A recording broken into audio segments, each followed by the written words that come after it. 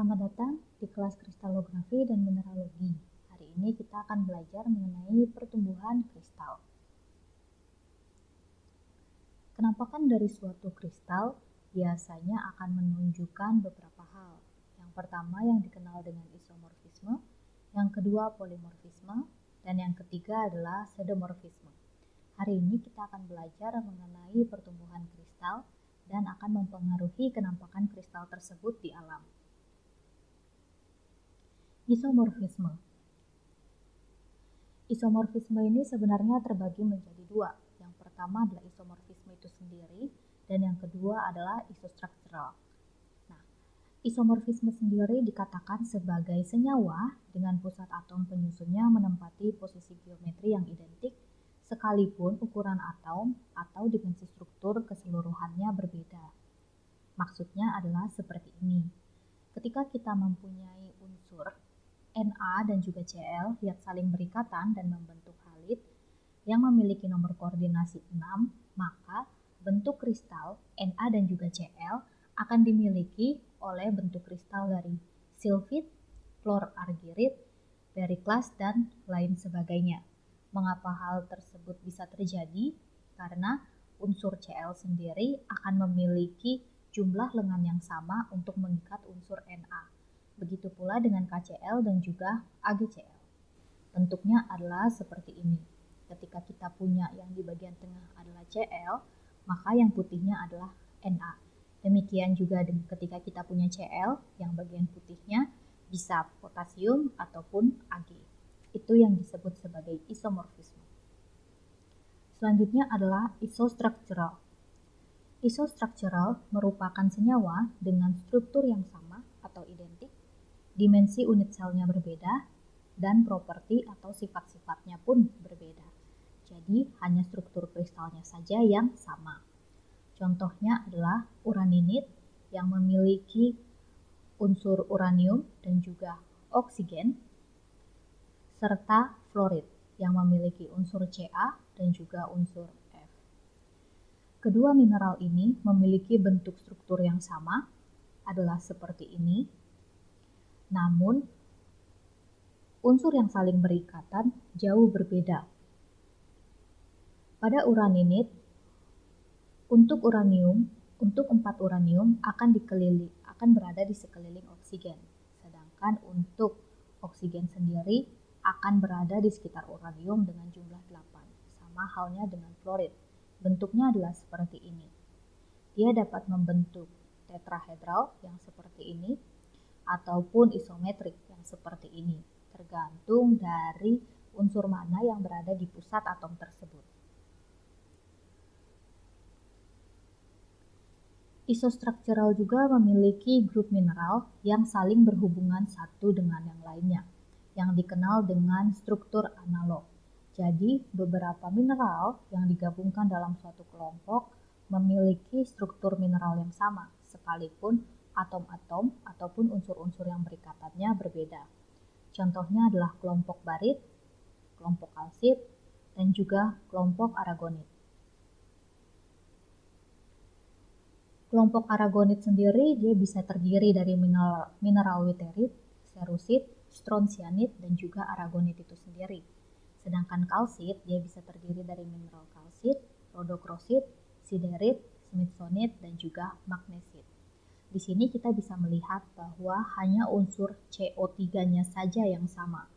Namun, unsur lain yang akan berikatan dengan CO3 bisa bervariasi. Hal ini akan membentuk struktur yang sama, namun komposisinya yang berbeda. Nah, pertanyaannya, selain dari uraninit dan fluorit, bisakah kalian menyebutkan minimal 2 mineral yang merupakan isostruktural? Silakan dijawab ya. Selanjutnya adalah pertumbuhan kristal yang dikenal dengan polimorfisme. Berdasarkan definisi, polimorfisme didefinisikan sebagai kemampuan suatu individu kristal atau mineral untuk mengkristal dalam lebih dari satu bentuk kristal. Karena adanya perubahan tekanan dan juga temperatur. Contoh yang paling umum adalah unsur C. Unsur karbon bisa berikatan membentuk intan ataupun bisa saling berikatan membentuk grafit. Kedua mineral ini memiliki sistem kristal yang berbeda dan juga kekerasan yang berbeda. Mengapa hal itu bisa terjadi? Karena temperatur dan juga tekanan pembentukan intan jauh lebih tinggi dibandingkan dari grafit. Demikian juga unsur yang lainnya, FeS2, CaCO3, dan juga SiO3. Dalam polimorfisme, komposisi kimia yang sama bisa saja mempunyai struktur yang berbeda, karena setiap mineral punya yang namanya energi dalam atau energi internal. Energi internal sendiri merupakan fungsi dari suhu dan juga tekanan. Nah, apabila salah satunya berubah, maka bentuk dari suatu kristalnya pun akan berubah. Contohnya, ketika suhu meningkat, maka energi dalam dari suatu mineral akan meningkat juga. Sebagai fungsi peningkatan frekuensi, vibrasi, getaran, dan aktivitas atom.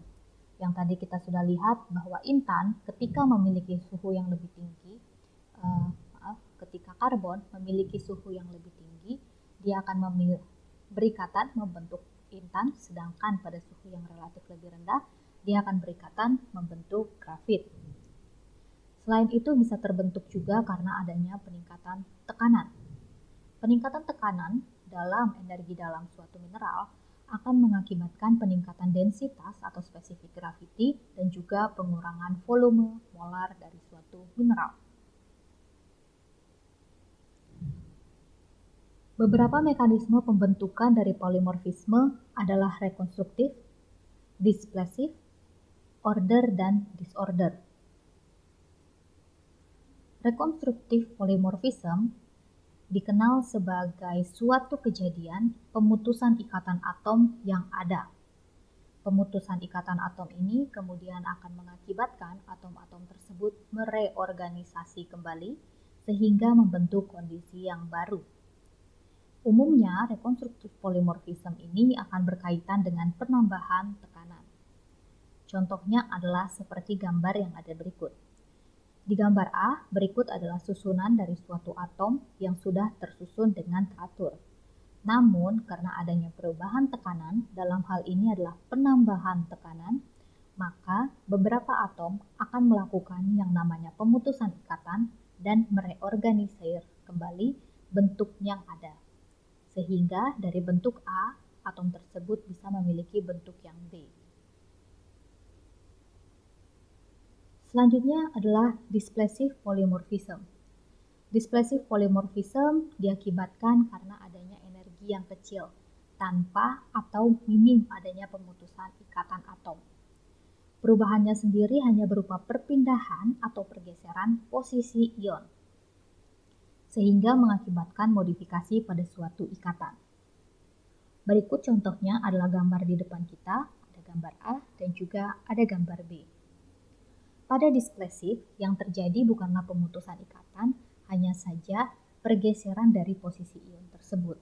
Ketika di gambar A, posisi ionnya teratur seperti ini, namun di gambar B, ketika adanya perubahan energi, salah satu contohnya adalah perubahan tekanan, penurunan tekanan, maka yang terjadi adalah mineral tersebut, susunan atom di dalam mineral tersebut akan bergeser bentuknya, akan bergeser posisinya menjadi bentuk yang B yang di sebelah kiri ataupun B yang di sebelah kanan. Sekali lagi, apabila tekanannya meningkat, maka yang terjadi adalah rekonstruktif, sedangkan ketika tekanannya menurun, yang terjadi adalah displacif. Berikut contoh lain adalah displacif polymorphism, yaitu perpindahan atau pergeseran posisi ion. Hal ini umumnya terjadi dalam bentuk kembaran. Displacif polymorphism lainnya bisa terjadi ketika suatu mineral, khususnya mineral-mineral logam, terbentuk pada temperatur 0 derajat Kelvin atau sekitar minus 273,15 derajat Celcius. Pada temperatur ini, mineral-mineral logam akan memiliki bentuk kristal yang teratur dan juga yang sempurna. Namun, dengan adanya penambahan temperatur, terutama ketika temperatur itu mendekati titik lebur, maka akan terjadi pergeseran posisi-posisi ion, sehingga ion yang asalnya teratur menjadi tidak teratur kembali. Selanjutnya ada yang dikenal dengan polytipism. Polytipism sendiri merupakan suatu polimorfisme yang terbentuk karena penumpukan dua atau lebih polimorf. Jadi dalam contoh ini bisa kalian lihat kita memiliki bentuk yang segi 6, suatu bentukan kristal yang segi 6, dan segi 6-nya ini tidak hanya satu, tapi ada beberapa. Nah, ketika kristal segi 6-nya ini saling bertumpuk satu dengan yang lainnya, ini yang akan menghasilkan polytipism. Beberapa contohnya adalah SiC, ZnS, dan juga mica. Ini yang paling umum akan kita jumpai pada mineral-mineral yang ada di dalam batuan. Entah itu muskovit ataupun biotip, dia akan memiliki bentuk polytipism, di mana bentukan polimorfnya akan membentuk tumpukan-tumpukan polimorf yang akhirnya menghasilkan bentuk lembaran-lembaran di dalam suatu mineral. Untuk pseudomorph akan kita bahas dalam materi selanjutnya.